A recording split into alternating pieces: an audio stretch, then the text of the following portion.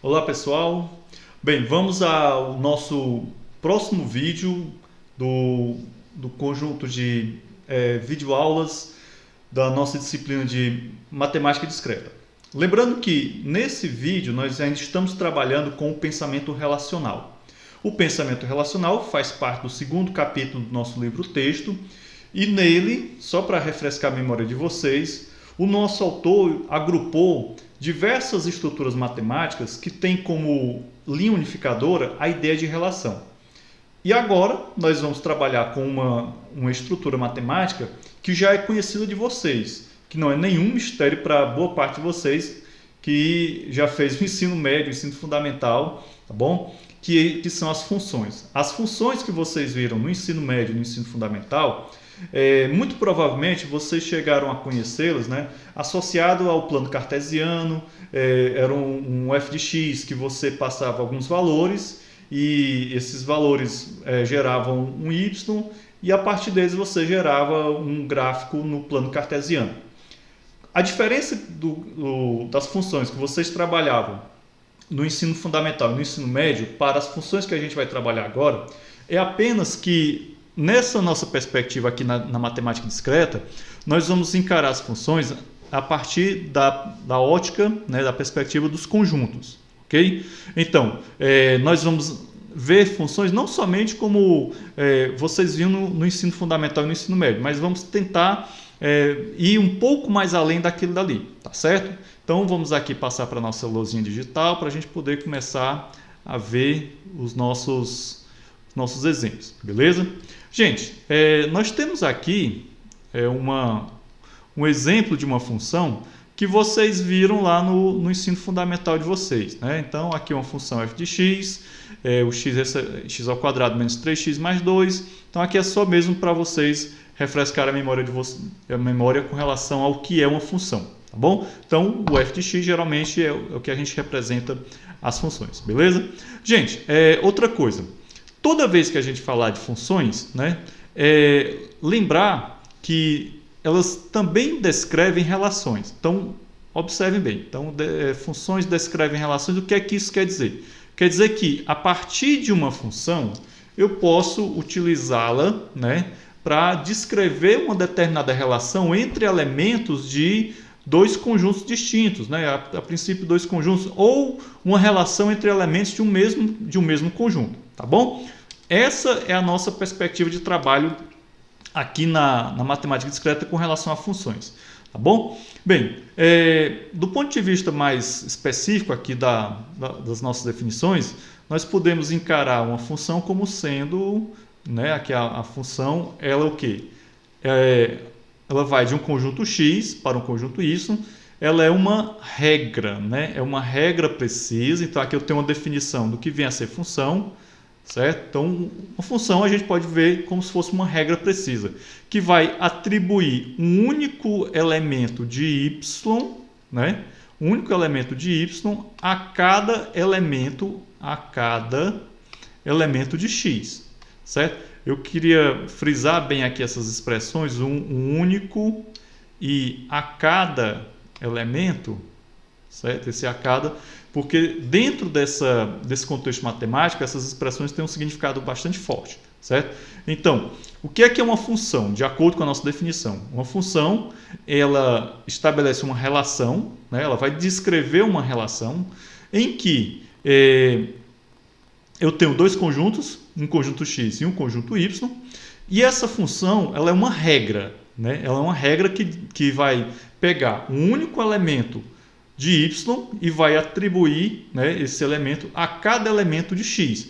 Ou seja, eu não posso ter dois elementos de y, dois ou mais elementos de y atribuídos a um único elemento do x, certo? X e y são os conjuntos com os quais a gente está trabalhando, certo? Esses conjuntos, dentro do contexto das funções, eles vão receber um nome específico, né, que são o domínio e o contradomínio da função. O conjunto x é o domínio da função e o conjunto y é o contradomínio da função. Ou seja, cada elemento do contradomínio deverá estar associado a eu posso ter um elemento do y certo?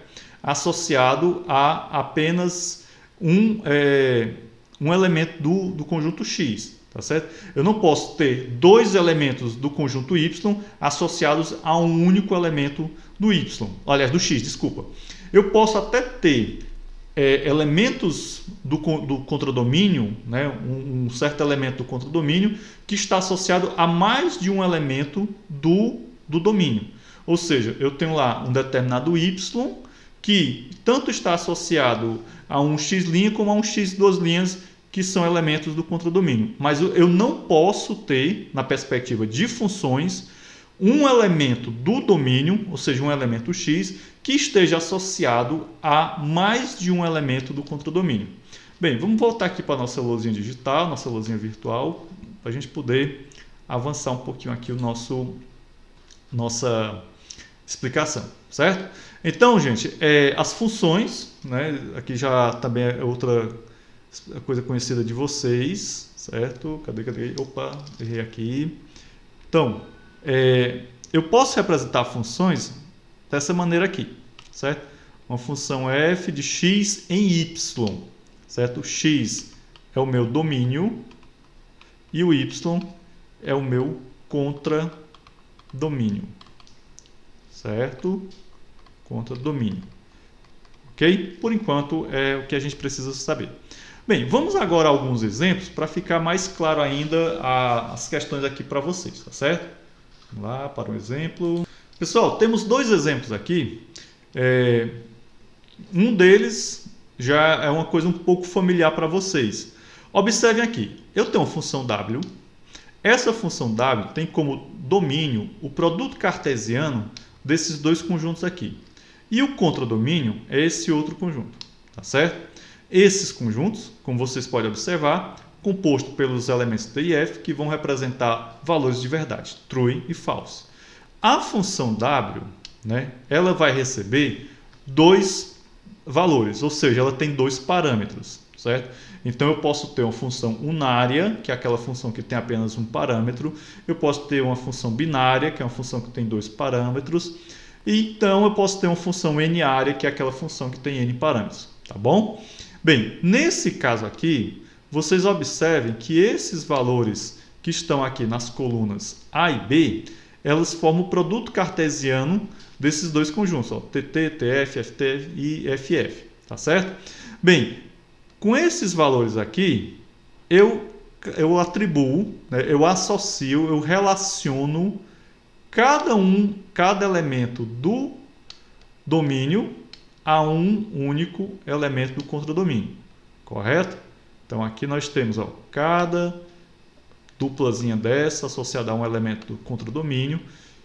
Dessa forma, eu tenho uma função bem especificada aqui, correto? Entendido? Então, de acordo com aquela definição de função, aqui eu não feri nada daquela definição, beleza? Eu não poderia ter uma dupla como essa daqui associada a esse elemento e a outro elemento. Se eu tivesse isso, eu estaria ferindo a definição de função, correto? Então, isso daqui, como lembra para vocês uma tabela verdade, e é uma tabela verdade, serve para refrescar a memória de vocês quando eu dizia que os conectivos da lógica proposicional são conectivos verofuncionais, ou seja, é uma função de verdade que retorna o valor de verdade de uma determinada proposição.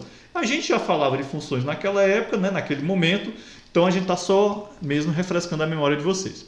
Turma, temos aqui também, ó, deixa eu só descer um pouquinho mais aqui. Tá aqui. Um outro exemplo, eu tenho aqui um conjunto N, esse conjunto N tem esses valores aqui, menos 2, 1, menos 1, 0 e 1, e uma função S que está definida de N em N, tá bom? E essa função está definida como sendo n ao quadrado menos 2, tá certo? Bem, quando eu passo os valores de n para a função S, ele vai me retornar os valores que também estão dentro desse domínio, né? Afinal de contas, a função é de n em n, onde esse conjunto n é justamente o mesmo conjunto de valores. Por isso ó, que a definição da minha função aqui, né, Aqui eu tenho o domínio e o contradomínio, eu tenho esses valores. Tá certo? Nós vamos ver outros exemplos em que uma função ela tem um domínio num determinado conjunto numérico e o contradomínio em outro conjunto numérico. Tá certo? Mas são cenas do próximo capítulo. Aqui nós temos o seguinte, ó. Quando eu passo esses valores, eu vou associar o domínio e o contradomínio e eu posso representar isso através de um grafo. Então eu posso usar grafos para representar as funções. Eu poderia muito bem ter feito duas colunas, né, com os mesmos valores de n, mas aqui para deixar mais interessante a história, utilizamos apenas os mesmos valores que está definido o conjunto n. Observe que esse grafo é um grafo orientado, ou seja, o valor que está nessa ponta da aresta, a ponta que não tem a seta, é o valor que está no domínio da função. O valor que está na outra ponta, que tem a setinha, é o valor que está no contradomínio da função, correto? Observe que aqui eu tenho um laço, aqui eu tenho outro laço também. Então, significa o quê? Que quando eu passo 2 para a minha função, né, minha função S, eu vou retornar o próprio número 2. Quando eu passo menos 2, eu vou retornar o valor 2. Quando eu passo 0, eu vou retornar menos 2. Quando eu passo menos 1, vou retornar menos 1, né? Haja visto esse laço. E quando eu passo 1, eu vou retornar o valor 1. Bom, aqui foi usado mesmo só para vocês verem como é que eu posso representar funções a partir de grafos, tá certo? Nada muito complicado, nada muito estranho, bom? Gente, o autor do livro coloca aqui um ponto bem interessante que merece um destaque. Ele diz o seguinte: a notação f de x, né, que é essa notaçãozinha aqui, certo? Essa daqui, cadê? Bonitinha. Ela sugere o aspecto mais importante da definição de função. Que aspecto é esse? O valor da função é completamente determinado pelo objeto que você insere na função. Então, o valor de f de x vai ser completamente determinado pelo valor do x, que é esse valor que você insere na função. Bem, diante disso, a gente tem um outro conceito importantíssimo aqui, que é o conceito de função bem definida. Então, o que vem a ser uma função bem definida? Uma função é bem definida, né? Uma função f de x é bem definida quando f de x tem um valor para cada x do domínio e a é igual a b e tal que f de a é igual a f de b. Ou seja, se para cada x do domínio eu tenho um valor no contradomínio, certo? Eu posso associar cada elemento do domínio a algum valor do contradomínio e eu não tenho valores repetidos, certo? Ou seja, eu tenho aqui um valor no domínio e eu só posso associar ele a, no máximo, um valor lá no contradomínio. Eu não posso associar 2, 3, certo? Então, se eu tenho para cada x do domínio i a igual a b, f de a igual a f de b, certo? Eu tenho uma função bem definida, tá bom? Aqui eu trago um exemplo que eu achei bem interessante para a gente poder trabalhar, tá bom? Só ver aqui esse exemplo. Então, nesse exemplo, nós temos o seguinte: o conjunto P é o conjunto de todas as pessoas, mortas ou vivas, né? E eu tenho aqui uma função m de P em P. Opa, peraí que apareceu aqui uma figurinha.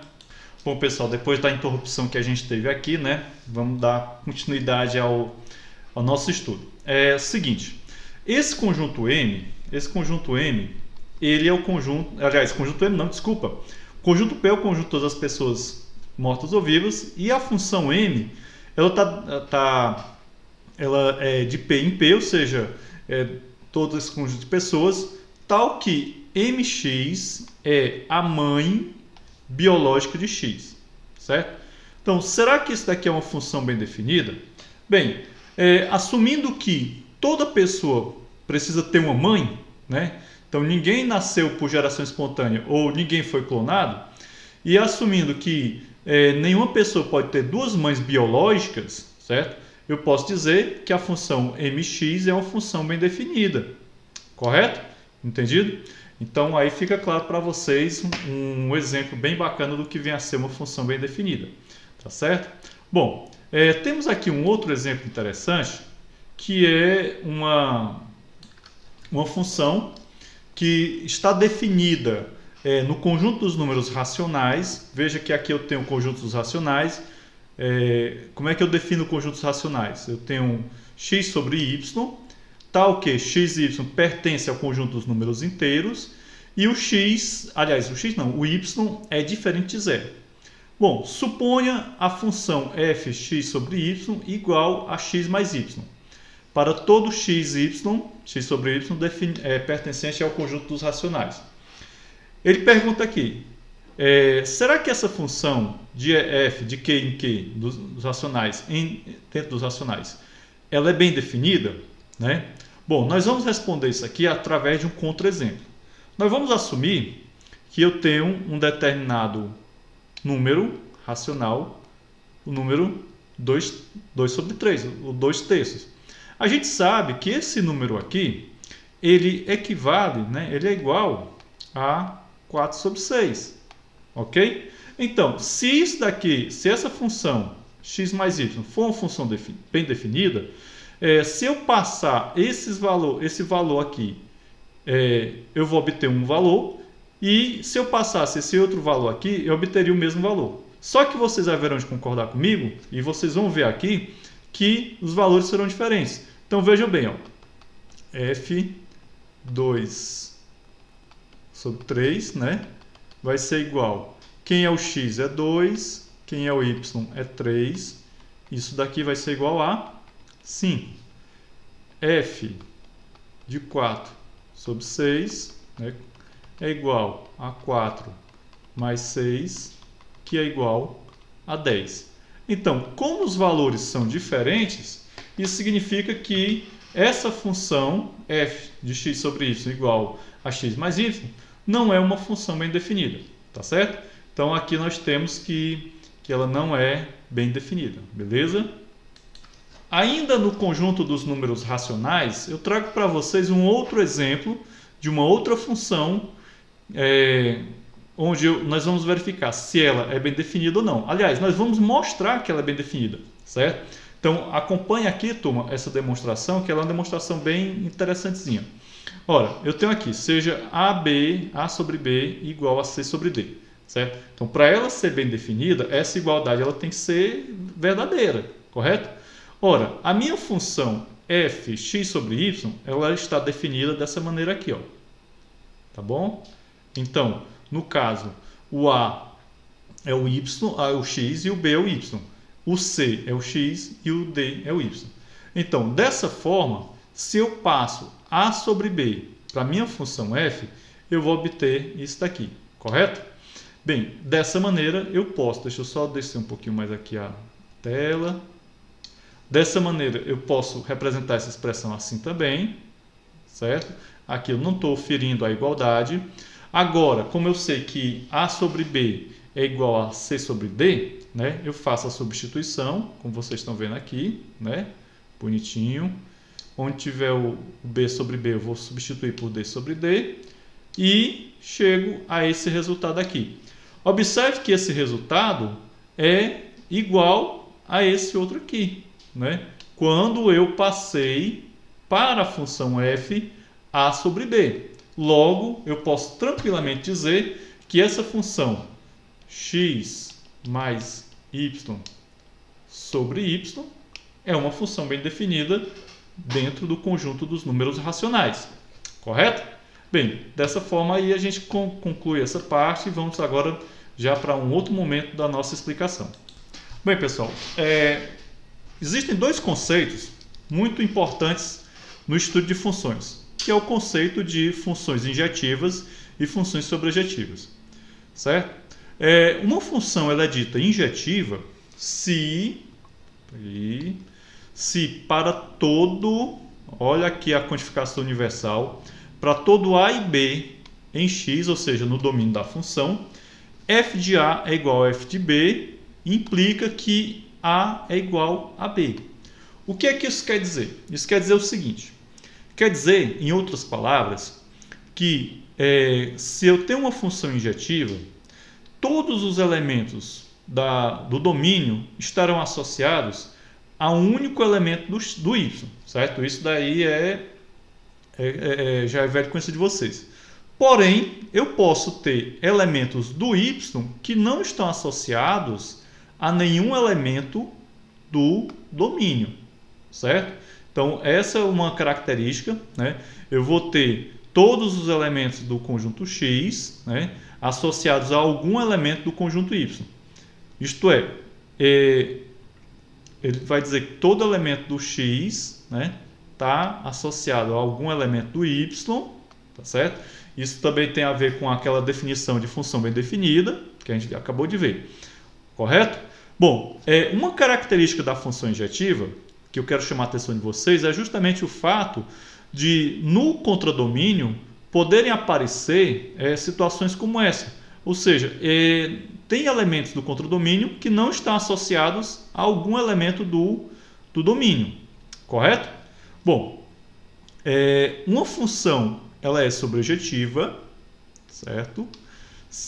Uma função f de x e y é sobrejetiva se para todo, aqui a quantificação universal novamente, para todo y pertencente ao conjunto y, ou seja, ao contradomínio da função, existe um x pertencente ao conjunto x, ao conjunto ao domínio da função, tal que f de x é igual a y. Em outras palavras, o que é que nós queremos dizer? Em outras palavras, eu estou dizendo o seguinte, que o contradomínio da minha função, ou seja, o meu conjunto y, todos os elementos dele estão associados a pelo menos um elemento do domínio, certo? E outra coisa, que não está dito, mas a gente pode concluir, né? A gente pode deduzir. Eu posso ter elementos do contradomínio que está associado a mais de um elemento do domínio. Como vocês podem ver, esse que eu acabei de riscar aqui, né, circular, ele está associado a dois elementos do domínio, certo? Lembre-se bem, eu posso ter um elemento do domínio, eu preciso ter um elemento do domínio associado a um único elemento do contradomínio.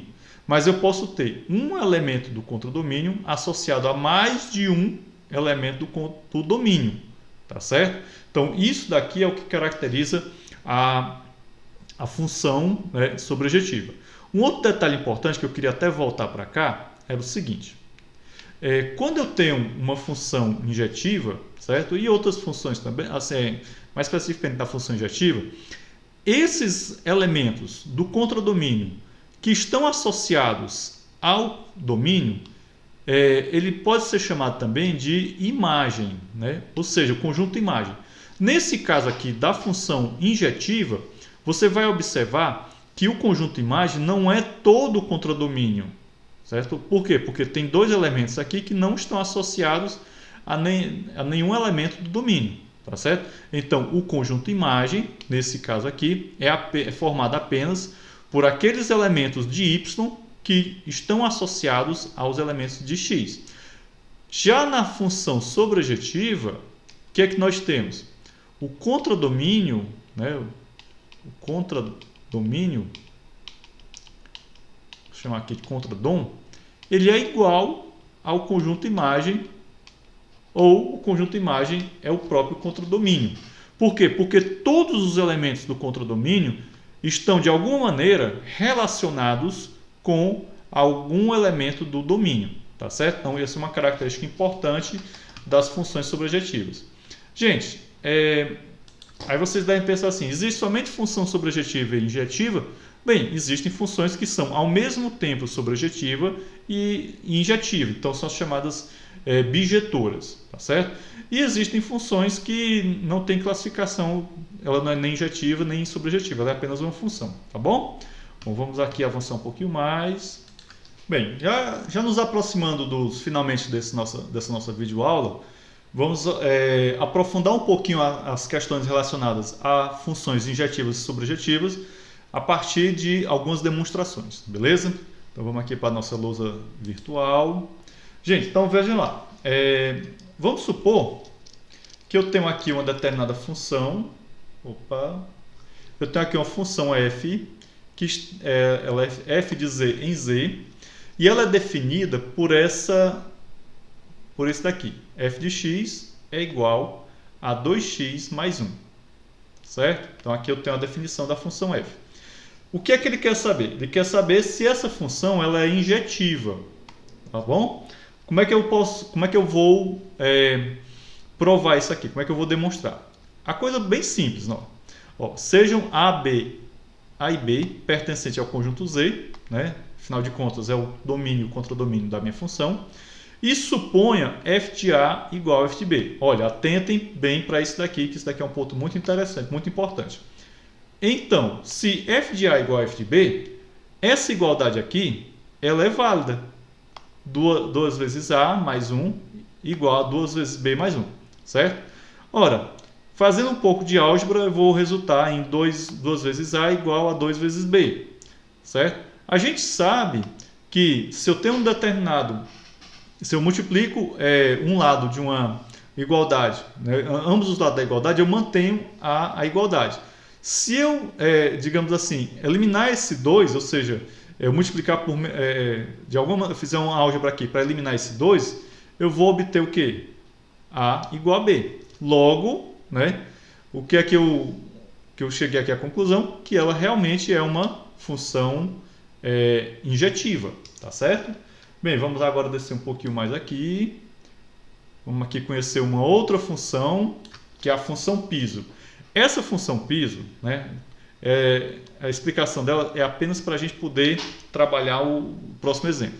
Então, eu denoto por essa simbologia aqui, a função piso, que é nada mais nada menos do que o maior inteiro menor ou igual a x, certo?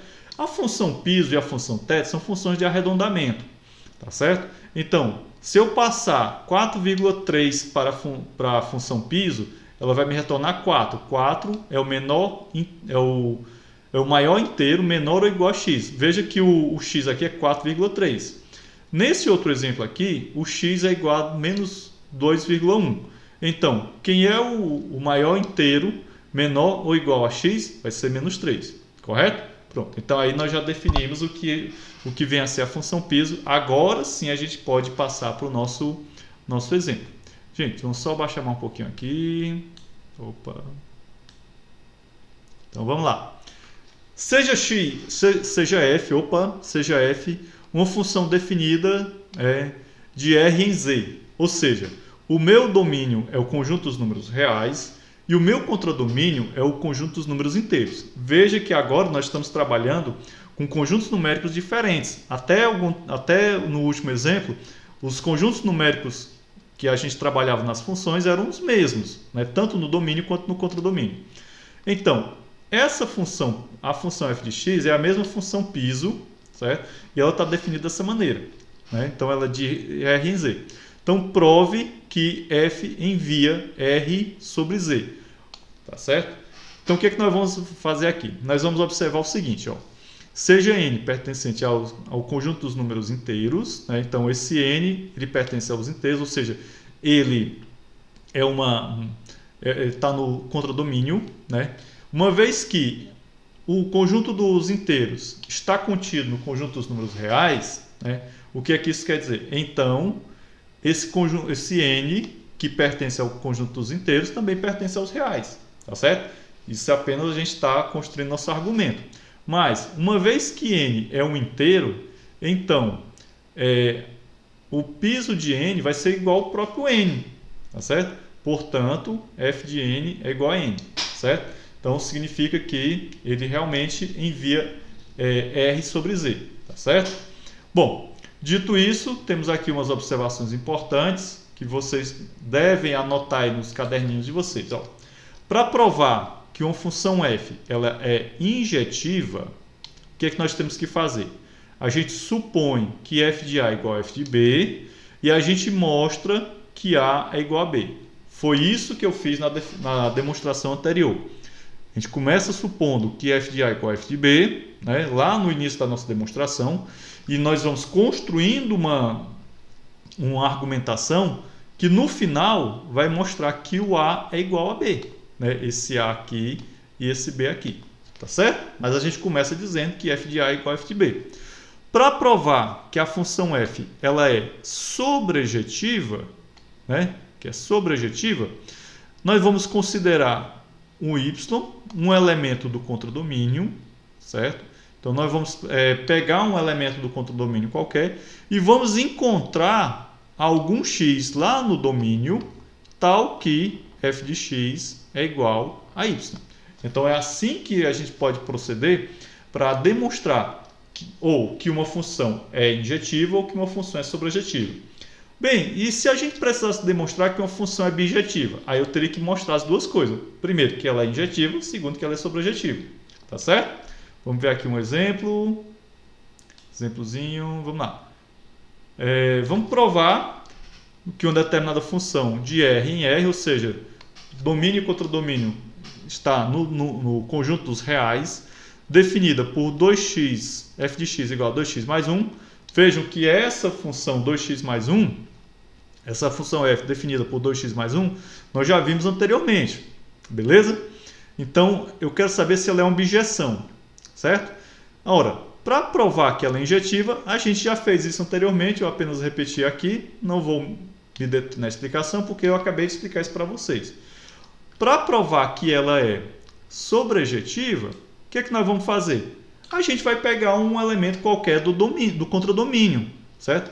Vamos voltar aqui para vocês verem o que é que eu disse anteriormente sobre as provas de uma função sobrejetiva. Ó. Para provar que f é sobrejetiva, considere y um elemento do contradomínio e encontre algum x no domínio. Então, eu vou pegar lá um determinado y qualquer do meu contradomínio e vou passar para a minha função. Então vamos lá. O que é que nós temos aqui? Ó? Eu estou sugerindo, nós vamos pegar um número racional, um y menos 1 sobre 2. Aqui é um número racional válido e eu vou assumir que ele é o meu y, correto? Então o que é que nós vamos fazer? Ó? F de x igual a f de y menos 1 sobre 2. E isso daqui nós vamos obter o quê? Nós vamos obter 2 vezes y menos 1 sobre 2 mais 1, que é da nossa fórmula, né? Fazendo as manipulações algébricas nós obtemos isso daqui, que por sua vez nós obtemos y, e aí sim, né? Eu tenho aqui que f de x igual ao próprio y, pronto. Aí nós temos provado a sobrejetividade e, portanto, que a função ela é bijetora. Beleza? Bom, nós podemos obter novas funções a partir de funções antigas. Esse é o último ponto aqui da nossa explicação. Como é que a gente pode fazer isso? A gente pode fazer primeiro por composição. O que é uma composição de função? Uma composição de função é quando eu tenho uma função f e uma função g. A função f ela é de x em y. A função g é de y em z. Então, a composição de função, que eu simbolizo dessa maneira aqui, ela é o quê? Ela é uma outra função de x a z, que é definida da seguinte maneira, certo? Então, a composição de função, né, ela envolve 3 conjuntos, um conjunto x, um conjunto y novamente aqui, e um terceiro conjunto, o conjunto z. Observem que, para que eu possa fazer a composição de funções, eu preciso que o contradomínio da minha função f seja o domínio da minha função g, tá certo? Então, aí eu tenho minha função composta, ou composição de função. Bem, temos aqui um exemplo que vai ficar bem claro para vocês entenderem, bem tranquilo. Eu tenho aqui uma função f definida por f de x igual ao piso, né? E temos aqui uma função g de R em R, né? Ó, tanto os domínios e contradomínios são iguais. Essa função g é definida da seguinte maneira: g de x igual a 3 vezes x. E agora eu quero calcular, né, a composição, né, composição de g em f, né, de x, que vai ser dado da seguinte maneira, ok? Então, eu passo como parâmetro para a função f, para a função g, desculpa, a função f, calculo o valor da função f e o resultado eu passo para a função g, que vou acabar obtendo isso daqui. Eu poderia fazer o contrário, ou seja, eu poderia fazer a função f de g, né? Ou seja, a composição de f de g, tranquilamente. Observe que nós vamos simplesmente alterar aqui a ordem, né? Nós vamos calcular primeiro a função g, que é 3 vezes x, depois nós vamos calcular o piso e vamos obter isso aqui. Então vejam que são dois valores diferentes, correto? Bem, e aí nós caminhamos para a última forma de obter uma função, uma nova função a partir de antiga, que é a função inversa. A função inversa ela é definida da seguinte maneira: eu tenho f, a inversa de f, que é esse f menos 1, que é igual que é definido de x em y, certo? Para mim ter uma função inversa, eu tenho que observar essa propriedade aqui. Se a composição, né, da inversa com a função original, né, eu obtiver 1 de x, ou seja, a função identidade de x, e também se eu fizer a composição da função original com a inversa, eu obtiver a identidade de 1 do conjunto y, correto? Bom, no nosso encontro síncrono eu vou trabalhar um exemplo com vocês, porque o nosso vídeo já está ficando muito longo, mas eu apenas queria deixar aqui para vocês já irem começando a estudar, né? Principalmente essa parte da função da função inversa. Eu vou deixar aqui somente isso para vocês da função inversa. Eu espero que vocês deem uma aprofundada no estudo, para quando nós tivermos nosso encontro síncrono, vocês já saberem alguma coisa mais sobre função inversa, tá certo? Mas caso vocês não façam, mesmo assim eu vou explicar para vocês lá no nosso encontro síncrono, tá bom? Mas eu desejo que vocês não esperem por mim, procurem por conta própria, tá bom? Então, um abraço a todos e até o nosso próximo vídeo ou o nosso encontro síncrono, no caso daqueles que são meus alunos do curso Ciência da Computação. Até mais, gente. Um abraço.